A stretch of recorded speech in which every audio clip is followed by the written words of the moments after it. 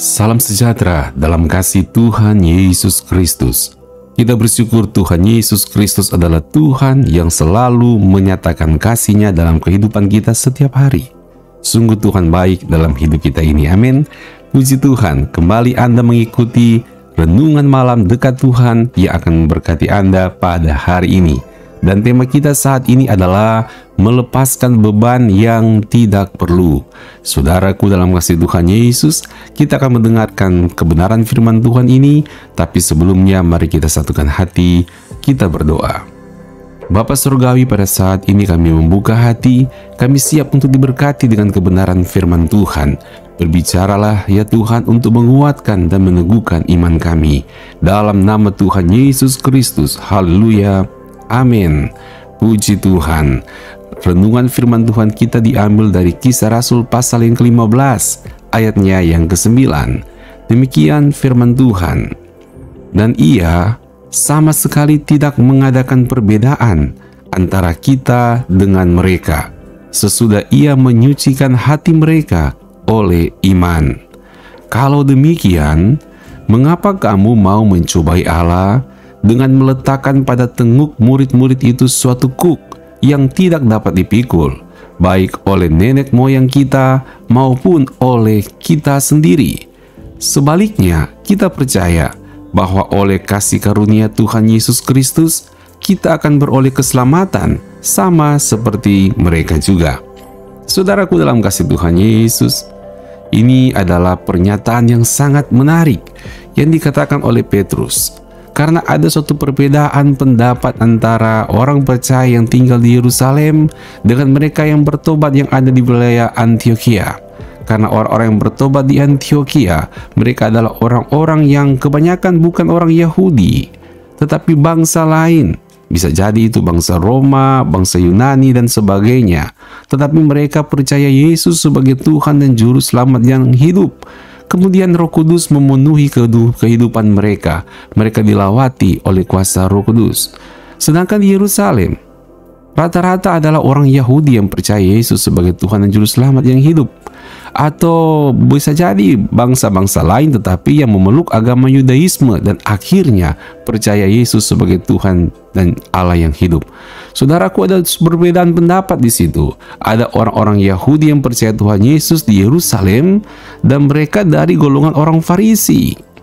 Sehingga mereka menekankan bahwa orang yang percaya Yesus Kristus dari bangsa lain, mereka harus disunat dan melakukan hukum Taurat. Melakukan kegiatan-kegiatan seperti yang dikatakan oleh hukum Taurat dalam pengertian untuk upacara-upacara keagamaan yang ada. Padahal berbeda sekali. Saudaraku, yang menarik sekali adalah di mana orang-orang percaya yang ada di Antiokhia yang dipimpin oleh Barnabas dan Paulus, mereka mengadakan sidang di Yerusalem.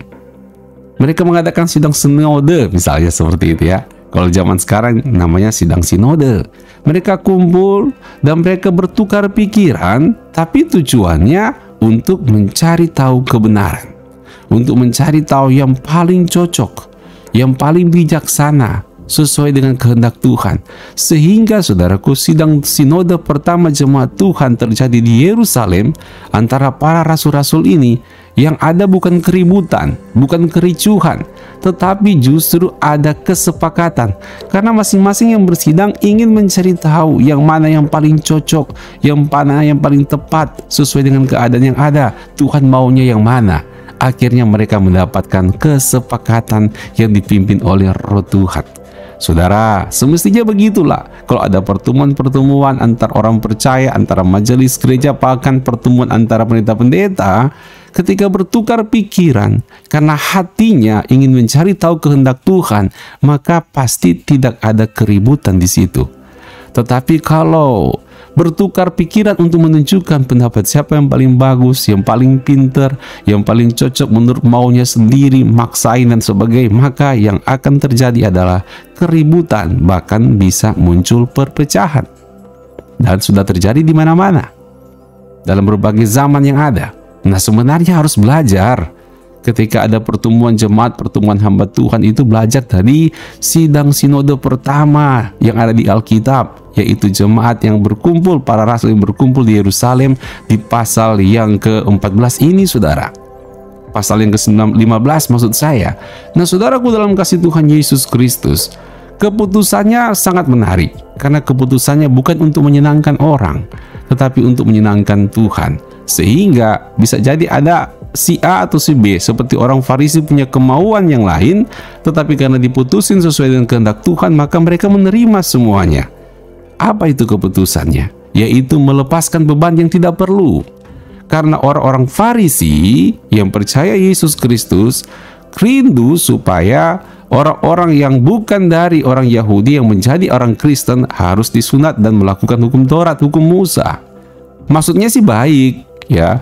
Maksudnya baik, yaitu belajar mereka mengabdi kepada Tuhan. Tetapi nggak cocok. Kenapa? Karena Petrus sendiri berkata bahwa kita sebagai orang Yahudi saja tidak sanggup untuk melakukan hukum Taurat ini. Masakan kita mau menaruhkan beban ini kepada orang yang bukan Yahudi, padahal kita sendiri nggak mampu menjalani. Dan yang kedua, keselamatan itu bukan karena hukum Taurat, tapi dari Tuhan Yesus Kristus. Jadi nggak fair gitu loh. Kira-kira gitulah gambaran dari perkataan Petrus yang ada dalam Kisah Rasul pasal 15 ayat 10. Dia berkata, "Kalau demikian, mengapa kamu mencobai Allah dengan meletakkan pada tenguk murid-murid itu suatu kuk yang tidak dapat dipikul, baik oleh nenek moyang kita maupun oleh kita sendiri? Kita aja nggak mampu, ngapain kita kasih ke orang lain?" Jadi jangan menambah-nambahkan beban yang tidak perlu. Di dalam kekristenan juga kita harus belajar agar kita tidak perlu menambahkan beban-beban yang tidak perlu, yang Tuhan tidak suruh, akhirnya hanya menggelisahkan hati, menekan kehidupan, mengganggu, mengusik damai sejahtera. Buat apa itu semuanya? Kita harus periksa, ya, apa yang menjadi aturan-aturan di dalam pertemuan-pertemuan orang percaya dalam bergereja, beribadah. Aturan-aturan itu apakah menghambat orang datang kepada Kristus, atau membuat orang makin mudah untuk datang kepada Tuhan, mencari wajah Tuhan, atau menghambat orang untuk mendapatkan pelayanan, untuk mendapatkan kasih Tuhan, untuk bisa mendapatkan persekutuan kasih satu sama yang lain?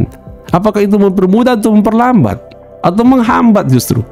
Nah, jika ini menghambat seseorang untuk datang dekat dengan Tuhan, jika aturan-aturan itu menjadi sebuah kuk yang menghambat seseorang untuk mengalami, untuk menjelaskan, untuk mendapatkan pelayanan daripada Tuhan, untuk menghambat orang untuk mendapatkan pelayanan sebagai anggota tubuh Kristus, maka itu adalah kuk yang berlebihan.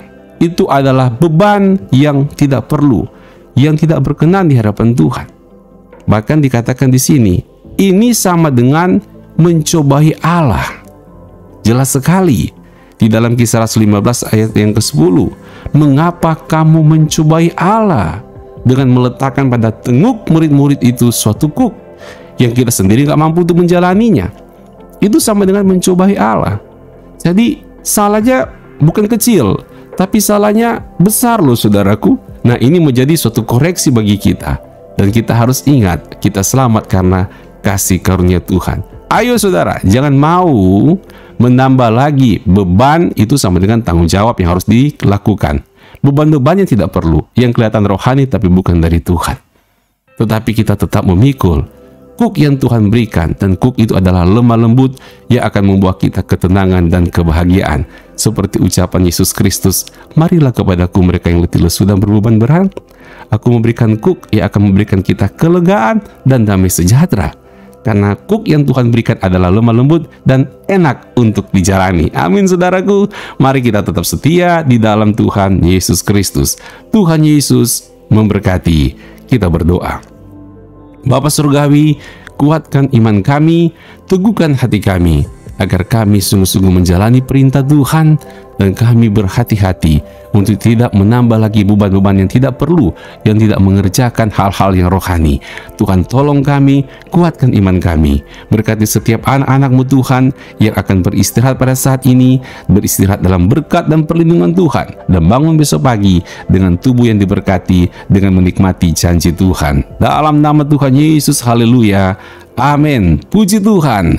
Tuhan Yesus memberkati. Sampai bertemu kembali besok malam. Shalom.